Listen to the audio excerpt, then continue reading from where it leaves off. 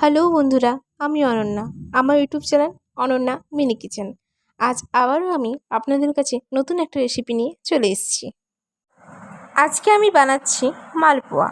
তো চলুন সরাসরি রেসিপিতে চলে যাওয়া যাক। আমার মালপোয়া বানানোর জন্য লাগছে এখানে আটা, ময়দা, সুজি, দুধ, লবণ, চিনি, কলা, নারকেল কোড়া, কিশমিশ, মৌরি। প্রথমে আমি দুধটা গরম করে নেব। আমার দুধটা গরম হতে হতে চলুন দেখিয়ে দিই মাপগুলো। যতটা পরিমাণ ময়দা নেবেন তার হাফ কাপ পরিমাণ নেবেন সুজি আর রুল ময়দা। আমি এখানে একটা গ্লাস ইউজ করছি।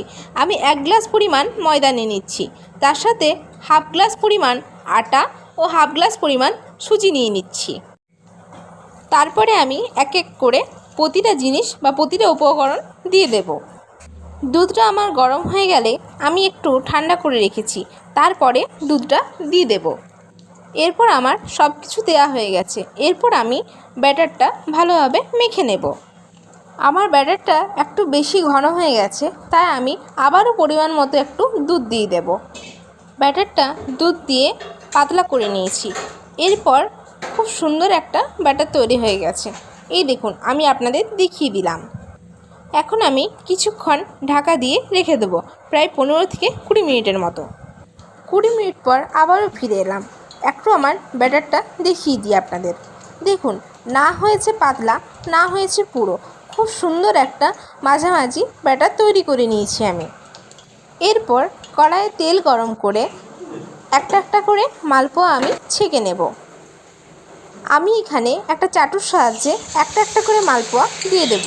আপনারা আপনাদের সুবিধার মতো জিনিস ইউজ করতে পারেন। দেখুন, আমার মালপোয়াগুলো কী সুন্দর ফুলে ফুলে এসছে। এইভাবে একটা একটা করে সব কটা মালপোয়া আমি ভেজে নেব। তবে হ্যাঁ, একটা কথা কিন্তু মাথায় রাখবেন, ভালোভাবে তেলটা গরম হয়ে গেলে তারপরে কিন্তু গ্যাসটা লো ফ্লেমে রেখে তারপর আপনারা আপনাদের মালপোয়াগুলো ভাজবেন।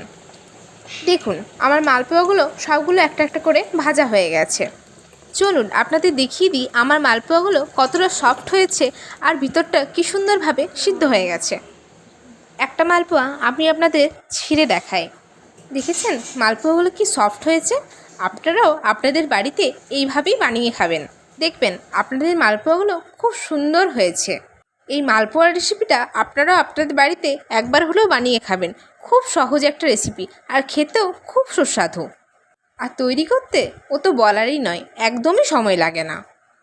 তো বন্ধুরা, আমার আজকের রেসিপিটা যদি আপনাদের ভালো লেগে থাকে তো অবশ্যই একটা লাইক, কমেন্ট, শেয়ার আর আমার চ্যানেলটা সাবস্ক্রাইব করে দেবেন।